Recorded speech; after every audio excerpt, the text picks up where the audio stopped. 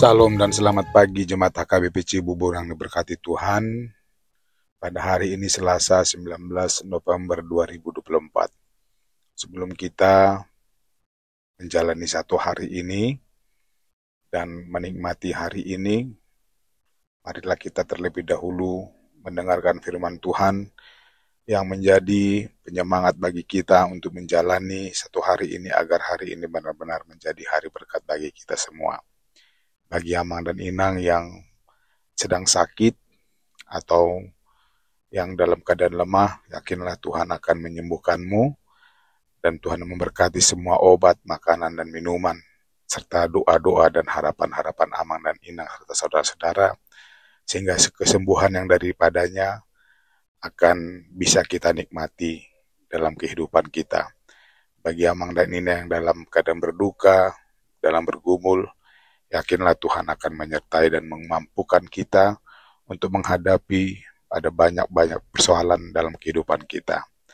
Dan kepada Amang dan Inang, saudara-saudara sekalian yang akan bekerja, Tuhan menyertai Amang dan Inang dan memberikan kekuatan agar setiap pekerjaan yang kita kerjakan atau usahakan dalam satu hari ini benar-benar menjadi berkat bagi kita.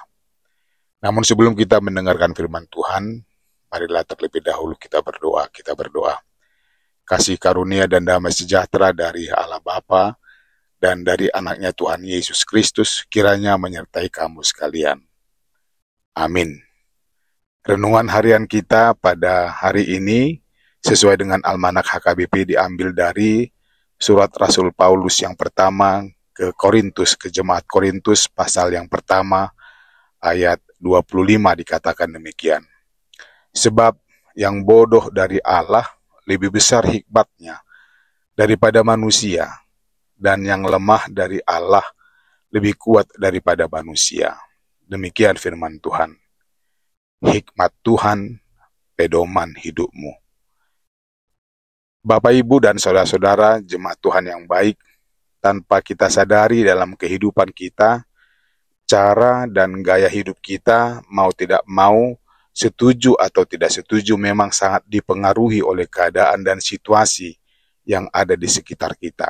Baik itu pola pikir, perasaan, perilaku, dan pengalaman hidup yang kita miliki akan memunculkan jejak pengaruh pada yang akan dan yang sedang terjadi di sekitar kita.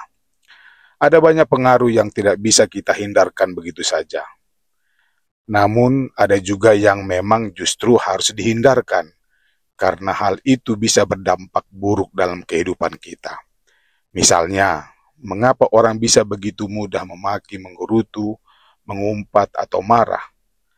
Pastilah karena orang itu meniru orang lain yang biasa melakukan perbuatan tersebut.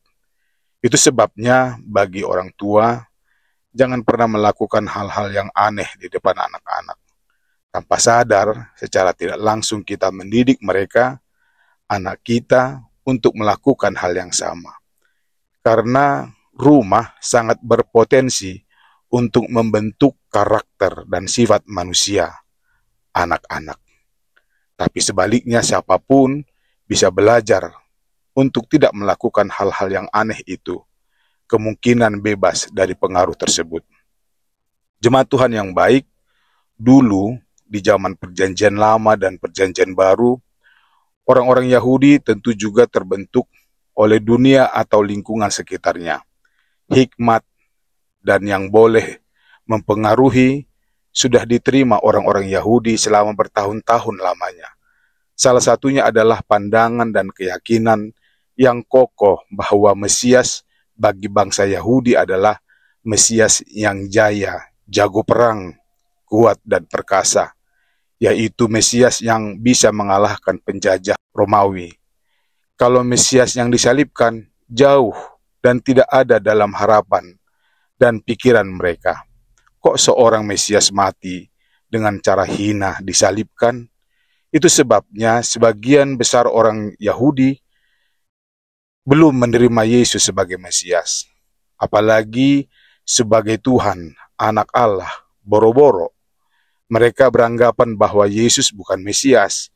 Inilah yang dimaksud Rasul Paulus bahwa pikiran semacam itu telah menjadi batu sandungan bagi orang-orang Yahudi untuk menerima dan beriman kepada Yesus.